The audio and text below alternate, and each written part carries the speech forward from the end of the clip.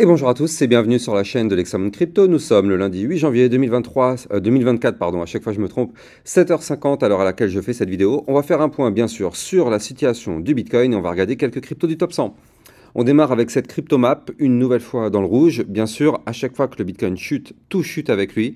Or, depuis maintenant quelques jours, le Bitcoin n'arrête pas de faire du yo-yo pour piéger un maximum de personnes. Allez, on va regarder tout ça ensemble dans cette vidéo.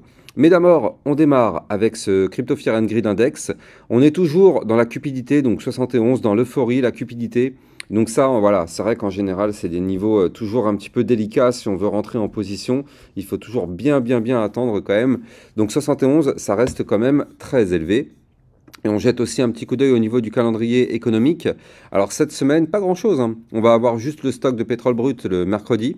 Et on va avoir le jeudi 11, par contre, très important, le jeudi 11, l'IPC Core, l'IPC annuel, l'IPC mensuel et les inscriptions hebdomadaires au chômage.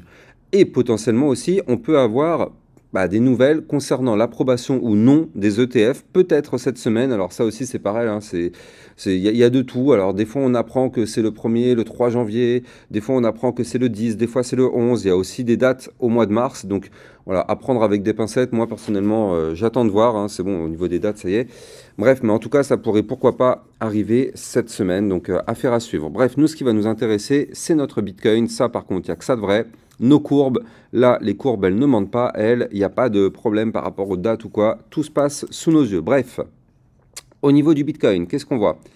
Eh bien, là, on voit qu'on n'arrête pas de se faire rejeter par cette résistance aux 44 320 $. Vous le voyez, hier encore, on a été rejeté par cette résistance. Moi, de toute façon, depuis 3 jours déjà, j'ai pris parti à chaque fois qu'on touche cette résistance de placer un short. À chaque fois, systématiquement, j'ai pris parti de faire ça, parce que du coup, on se fait rejeter à chaque fois. Alors ça, je vais le faire encore une fois ou deux, mais là, c'est au bout d'un moment, voilà, c'est risqué de jouer à ce petit jeu-là, donc je l'ai fait déjà 2-3 fois, ça a fonctionné, ce qui m'a permis à chaque fois qu'on touchait la résistance de prendre, eh bien du coup, quelques petits pourcentages sur la chute, vu qu'à chaque fois qu'on touche une résistance, eh bien du coup, on se fait rejeter actuellement. C'est une résistance, donc comme son nom l'indique, on ne sait pas si on va la breaker ou pas. Pour l'instant, en tout cas, ça ne break pas, donc tant mieux. Mais n'oublions pas qu'à partir du moment où on risque de break cette résistance aux 44 320 $, on pourrait avoir un très joli mouvement haussier sur le Bitcoin pour aller chercher les 45, voire 46, voire même 47 000 $ du fait qu'on a ces bandes de Bollinger qui sont très resserrées. Maintenant, ce qui est très intéressant quand même, c'est qu'on voit qu'à chaque fois, d'accord, on se fait rejeter dès qu'on touche la résistance, ça c'est vrai, vous le voyez ici, hein, depuis là, le 4 janvier, donc à chaque fois qu'on a touché la résistance, on s'est fait rejeter. Mais regardez, à chaque fois, qu'est-ce qu'on fait? Eh bien, on revient systématiquement la retester, cette résistance. C'est incroyable, hein. Ça montre quand même que la force acheteuse, elle est quand même bien présente. Donc, c'est pour ça que moi, avec mon petit jeu, je vais m'arrêter de le faire. Je l'ai fait déjà 2-3 fois, ça a marché. Maintenant, voilà, il faut arrêter de jouer à la roulette russe, hein. Là, on voit que systématiquement, on revient la tester, cette résistance. On aurait pu chuter, parce que vous le voyez, normalement, quand on fait du trading sur range, quand on n'arrive pas à breaker le range par le haut, on chute pour aller chercher le bas du range. Exactement comme ce qui s'était passé ici, on n'a pas réussi à breaker le haut, boum, on a chuté pour aller chercher le bas. Et là, vous le voyez, on n'arrive pas à breaker le haut, donc on aurait pu chuter pour aller chercher le bas du range, mais les bulls sont quand même là. Les bulls, effectivement, ils ont envie de défendre quand même des zones clés, et cette zone clé, c'est simple, elle est ici, hein, avec cette ligne de tendance baissière, vous la voyez ici. Et bien du coup, cette zone est parfaitement défendue. Et donc ça, c'est pour ça qu'on a un Bitcoin qui chute, mais pas trop. À chaque fois, on revient retester cette ligne de tendance et on rebondit dessus pour revenir une nouvelle fois tester la résistance du haut du range. Donc là, quoi qu'il arrive, de toute façon, on le sait, dans les 1, 2, 3, 4, 5, allez, 6 jours, dans les 6 prochains jours, eh bien, on risque d'avoir un mouvement. Soit on break par le haut ce range une bonne fois pour toutes, et là, dans ce cas-là, on peut avoir un Bitcoin qui pump relativement fort. Soit malheureusement, on n'arrive pas à péter ce haut du range. Et qu'est-ce qui risque de se passer? On break la ligne de tendance haussière par le bas, qui pourrait nous faire breaker la ligne de tendance baissière par le bas.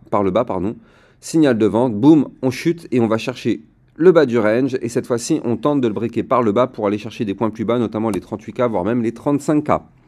Ça, en tout cas, c'est quelque chose qui pourrait arriver, ce scénario-là, mais dans tous les cas, on sait qu'ici, on va avoir une prise de décision sur le Bitcoin dans cette zone-là. Donc on est encore patient, hein, vous le voyez, il y a encore la place de mettre 6 bougies. 6 bougies est égal à une journée, donc 6 jours avant d'avoir un potentiel mouvement. Donc affaire à suivre. Après, on peut aussi très bien avoir un Bitcoin qui piège tout le monde et continue de latéraliser un petit peu comme ceci. Mais bon, quoi qu'il arrive, à un moment donné, on doit avoir une résolution. On ne peut pas rester comme ça éternellement, même si pour l'instant, voilà, ça fait 4 jours qu'on reste sur les mêmes niveaux à peu près.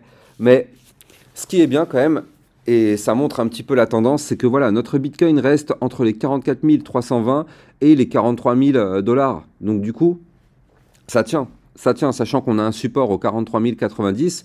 Voilà, la boîte, elle est là. Elle est fermée, elle est ici. La boîte est hermétique.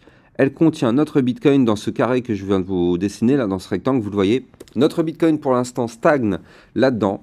Et à chaque fois qu'on touche la résistance, on va chercher le support. À chaque fois qu'on touche le support, on remonte chercher la résistance. Donc pour l'instant, on patiente. Je rappelle qu'en vue jour, nous restons sur une belle tendance haussière avec ces points bas de plus en plus haut, ces points hauts de plus en plus haut. Donc on reste sur une tendance haussière. Donc pour l'instant, tant mieux, hein, trend is your friend, j'ai envie de dire. Donc du coup, on patiente et c'est vrai que les probabilités sont augmentées pour tenter la cassure du range par le haut. J'insiste, probabilité augmentée. Ça ne veut pas dire qu'on va casser. Ça veut juste dire que les probabilités sont augmentées. Voilà. Donc probabilité augmentée pour breaker ce range par le haut. Affaire à suivre, on verra ça de toute façon dans les prochains jours.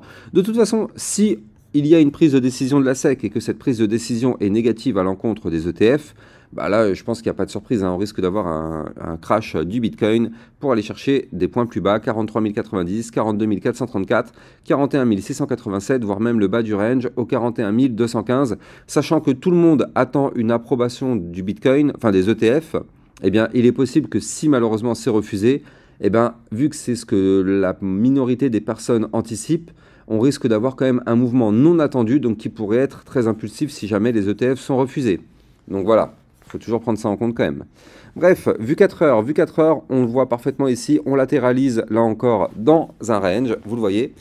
Ce matin, on est venu toucher le haut du range au 44 320. Malheureusement, on s'est fait rejeter, vous le voyez ici, gros rejet quand même ce matin. Hein. Mais bon, bref, on patiente. On voit par contre ici ces bandes de Bollinger en vue 4 heures qui sont hyper, méga, ultra resserrées. Vous les voyez, ces bandes de Bollinger, regardez comme elles sont resserrées. Ça, on le sait, c'est annonciateur d'un mouvement. Donc là, il va bien falloir se préparer parce que ce mouvement, ouais, il risque d'être quand même assez impulsif. Attention à ça quand même du côté du Bitcoin parce que là, ouais, c'est quand même, ça c'est sensible hein, quand même. Alors, on espère bien sûr qu'on va avoir un mouvement impulsif vers le nord, bien sûr, on espère ça.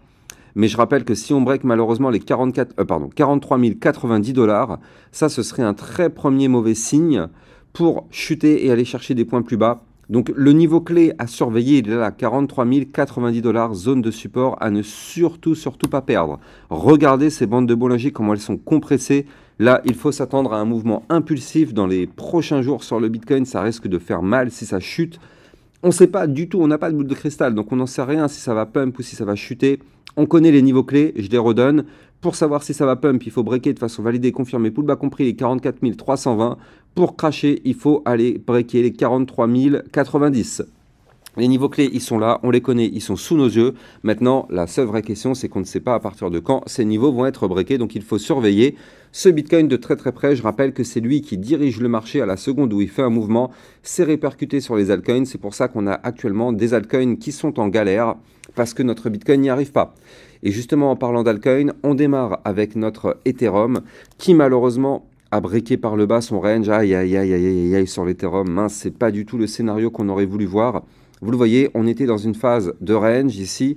Malheureusement, on a breaké ce range par le bas ici, là. Donc pour l'instant, ça tient quand même. On voit qu'on tente la réintégration.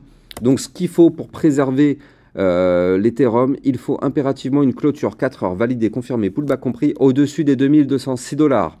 Attention, il faut absolument réintégrer ce range par le bas pour avoir un espoir de le breaker cette fois-ci par le haut. Mais là, vu qu'on a breaké par le bas, attention à ce qu'on ne soit pas en train de faire un pullback pour mieux cracher. Attention à ça. Donc, je redonne le niveau clé. Pour se sauvegarder sur le Bitcoin, il faut absolument une clôture 4 heures validée, confirmée, pullback compris, au-dessus des 2206 dollars. De toute façon, vu le Bitcoin, ce qu'il nous fait actuellement, il est quand même très fortement déconseillé de trader les altcoins parce que du coup, on le voit, dès que le Bitcoin chute, toutes les alts suivent le Bitcoin, donc attention à ça. Là, on le voit, si ça a chuté ici, c'est parce qu'on a eu un Bitcoin qui a pas mal chuté. Donc forcément, eh bien, il faut toujours suivre le Bitcoin et tant que le Bitcoin ne reprend pas de la force, c'est très difficile de prendre des positions en longue sur les altcoins. On a un BNB exactement pareil. Lui, pour l'instant, il break tout sur son passage. Il a breaké le niveau clé qu'il fallait pas breaker. C'était ici la moyenne mobile sans période. Au 300 $, malheureusement, il a breaké ce niveau clé. Ça n'a pas tenu. Qu'est-ce qui se passe? Gros signal de vente, on chute. On va chercher les 284 $. Aïe, aïe, aïe, aïe. Donc là, si on veut du pump, on n'a pas le choix. Il faut breaker les 300 $ sur l'Ethereum. 300 $, zone de résistance psychologique. Donc effectivement, il faut repasser au-dessus de ce niveau-là pour avoir l'espoir d'aller chercher la résistance du bas du range ici au 308,55. Et là, dans ce cas-là, ce serait plutôt bien si on arrive à récupérer ce niveau-là, mais on n'y est pas du tout, voire même très très loin. Donc attention. XRP exactement pareil. Malheureusement, il a décidé de breaker son range par le bas. De toute façon, le XRP, il n'y a pas de surprise. Hein. Ça, on le savait déjà un petit peu. Je vous avais dit que là, on est dans une tendance baissière, vous le voyez. Donc, dans une tendance baissière, les ranges ont tendance à breaker par le bas. Donc, c'est exactement ce qui se passe. Hein. Là, on est en train de breaker toutes les consolidations par le bas. Donc là, on est actuellement au-dessus d'un support des 0,5573. Maintenant, ce qu'on veut, c'est repasser au-dessus de la résistance des 0,5636 si on veut reprendre de la force. Mais attention, on est sur des bandes de Bollinger resserrées qu'on est en train de péter par le bas. Donc attention à ça sur le XRP, que ce ne soit pas une cassure de support par le bas, ce qui pourrait entraîner un mouvement malheureusement très baissier. Je rappelle aussi que j'ai un Twitter officiel sur lequel je vous diffuse plein d'informations et plein d'alertes. Je vous ai envoyé aussi un top 10 crypto dans lequel il y avait le GMT et on a vu que le GMT a commencé à performer pas mal avec un plus 50% je crois depuis quelques jours. Donc voilà, il y a pas mal de cryptos qui sont très intéressantes à suivre dans ce crypto top 10. Donc allez le regarder si vous ne l'avez pas encore vu. Vous tapez sur YouTube Lexa Crypto Top 10 2024 ou bien vous allez sur mon Twitter, c'est le tweet qui est épinglé. Et sur mon Twitter officiel, je rappelle qu'effectivement c'est là où je vous diffuse des analyses techniques, des alertes et plein d'autres choses. Et aussi, je rappelle que j'ai un channel plus poussé dans lequel je vous diffuse des alertes sur le Bitcoin et les altcoins. Si vous êtes intéressé par ce channel, n'hésitez pas à venir me suivre. Vous allez trouver le lien en description de vidéo. Encore une fois, je rappelle, le trading, ce n'est pas pour les débutants. Quand on ne connaît pas les bases du trading, on ne peut pas trader, c'est voué à l'échec. Ce sont des pertes financières assurées. Il faut d'abord se former sérieusement avant de se lancer dans le trading. Hier encore, il y a une personne qui m'a contacté en disant « Ouais, mais moi j'ai envie de trader 20 alertes en même temps. Voilà, plus il y a des alertes et plus moi je trade. » Ça, c'est une erreur de débutant majeure. On ne peut pas trader plusieurs crypto-monnaies en même temps parce qu'on ne peut pas être concentré sur ces crypto-monnaies-là. Quand on trade, on doit être concentré déjà sur le Bitcoin et on doit être concentré sur l'altcoin qu'on est en train de trader. Donc on ne peut pas être sur 5 trades en même temps, ce n'est juste pas possible. Donc il y a des personnes malheureusement qui font cette erreur de débutant. Bon, bah écoutez, il n'y a pas de problème, hein, chacun fait ce qu'il veut, mais à partir du moment où on n'a pas les règles de base du trading, on ne peut pas se lancer dans le trading. Donc moi, sur mon site internet, toutes les vidéos formations sont toutes gratuites en libre accès, n'hésitez pas d'aller les regarder si ça vous intéresse. Encore une fois, vous allez trouver le lien de mon site internet en description de vidéo. Alors l'Atom Cosmos qui lui c'est pareil, continue sa poussée malheureusement baissière. Pour l'instant on est pile poil quand même de façon chirurgicale hein, sur le support, vous le voyez ici. On a touché les 9,068, je vous avais dit que c'était le prochain niveau de support à venir chercher. Il n'y a pas de souci, on est venu le chercher. Maintenant, tant qu'on est au-dessus de ce support, bon, on a l'espoir. On a l'espoir de revenir tenter de breaker la résistance des 9,606. Si maintenant ce support vient à lâcher, on ira chercher les 8,709 qui est le prochain niveau de support. Attention quand même. Solana, exactement pareil, qui poursuit sa phase baissière. De toute façon, tant qu'on est en dessous de cette ligne de tendance baissière que je vous ai dessinée ici, inutile d'espérer du pump, on n'en aura pas. Hein. Comme ça, c'est clair, net, validé. Voilà. On a breaké malheureusement hier une résistance clé qui était un support clé pardon, qui était les 89,773. On a breaké ce niveau-là, malheureusement signal de vente, ça crache. On va chercher le support suivant au 84,52. Donc vous l'avez compris, là on n'a pas le choix. Il faut que notre Bitcoin reprenne de la force. C'est lui et lui seul qui dirige le marché. Donc du coup, tant que le Bitcoin n'a pas repris de la force, inutile de regarder du côté des altcoins. Je le dirai jamais assez, mais ça reste extrêmement dangereux. On termine sur le Shiba qui lui aussi a breaké le support des 0,008845 malheureusement. Bon là on tente le pullback et on tente de repasser au-dessus pour aller chercher la résistance des 0,009098. Donc là, tant qu'on est sous ce niveau-là de résistance, malheureusement on est bloqué. Si jamais on arrive à breaker et repasser au-dessus, dans ce cas-là ce sera pour former le pullback de la cassure du range par le bas au 0,009480. Et là, si on arrive à repasser au-dessus de ce niveau clé qui correspond au bas de l'ancien range, ça pourrait être intéressant sur le Shiba pour pourquoi pas tenter une remontada, mais on n'y est pas, on en est même très très loin. Donc attention, surveillez toujours, je le dirai jamais assez, ce que fait le Bitcoin. Quant à moi, j'ai plus qu'à vous souhaiter une excellente journée. Je vous dis à plus tard pour une prochaine vidéo. Ciao, ciao.